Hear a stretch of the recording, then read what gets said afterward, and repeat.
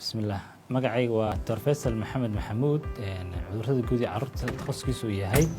ka howlgala isbitaalka Sugane waxaan doonayaa inaan si kooban uga hadlo cudurka la yiraahdo kaduudiye Soomaalidu u taqaano laakiin caalamka looga yaqaano chikungunya virus cudurka looga yaqaano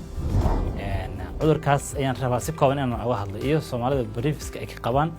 cudurkaas hadda waxa weeyaan cudur hadda magaalada wadanka dib ugu soo noqday waa cudur halis badan ku haya bulshada nugul raba xawayr inaan ka taabto cudurkaas marka asalkiisu waxa weeyaan cudur ka soo bilowday East Africa Tanzania wastigeeda qaybteeda koonfureed konton iyo labadii laga helay uuna ku faafay caalamka oo ilaa 60 dal ayaa la report gareeyay oo caalamka inuu ku faafay cudurkaas marka haddeer inaka fara baanba inuu haya marka cudurkaas waxa weeyaan wuxuu leeyahay qaab looga hortago leeyahay inuu qofka ku dhicin kale qof hadii lagu helo inuu qof kale uu ku dhicin waxa looga hortagi karaa in markanaaca qofka uu galo qaba cudurkaasna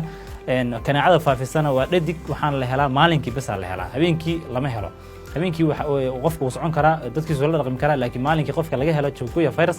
ama kaduudiye virus cudurka loo yaqaan waa inuu galaa markanaacadaas maalinka inuu ku jiro weeyaan oo iska ilaaliya qaniyada kanaacada suusan ugu faafin dad kale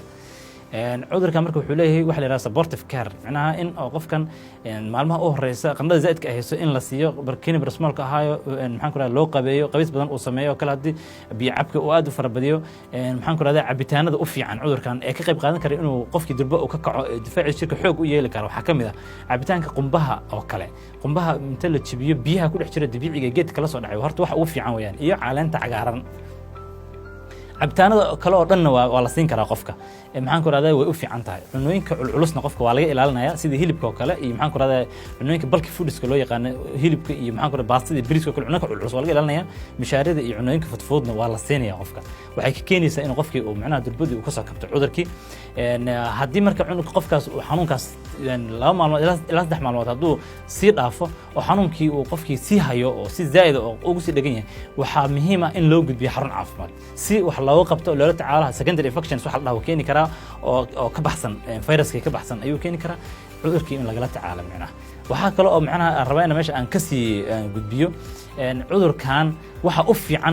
fiican qofka dawada u noqon kara waa resting wax la yiraahdo inuu nasiino qofkii uu sameeyo waa inuu nastaa maxaan ku raadayay uusan dhaqdhaqaaq badanin restingkaas wuxuu ka qayb qaadanayaa joint painkii xanuunkii ku dhacay kala goosyada in uu relief helo oo dib ugu soo kabto hadii uu laakiin socodka uu sii badiyo oo dhaqdhaqaaq sii badiyo xanuunkii kala goosyada hayay uu ku sii badan karaa waxa kale cudurkan isna oo maxaan ku raadayay oo safe u ah oo maxaan ku raadayay u fiican qofkaas in uu helo maxaan ku raadayay diet oo balance ah cunno ku filan oo dhameystiran fikirka marka dadka ay ka qabaan cudurkan chikungunya virus waxa weeye fikir qaldan waay meesha inuu ka baxo weeyaan chikungunya virus waa cudur jira oo cudur dadka ku dhaca waa cudur laga bogsan karo waa cudur dawana leh oo la daweyn karo haddii qofka uu ka baxo xilliga loogu talagalay waxa kale cudurka qofka qaba lagu garan karaa macnaha inuu qandho zaid uu leeyahay kala goysida aad inuu xanuunayaan maxaan ku raadayay madax xanuun zaid inuu laba inuu leeyahay inuu maxaan ku raadayay qofkii uu rash fin iyo waxa ka soo baxaan cuncun iyo ku dad qaar uu ku reebi karo waa calaamadaha lagu garto cudurkan waxa kale oo cudurkan lagu baaritaan buu leeyahay cudurkan loogu talagalay oo lagu kala saaray inuu yahay chikungunya virus iyo inuusan ahayn waxa weeyaan baaritaankaasi qalab la yiraahdo ELISA ayaa lagu baaraa serological iyo virological labadaas midkood ayaa laga eegaa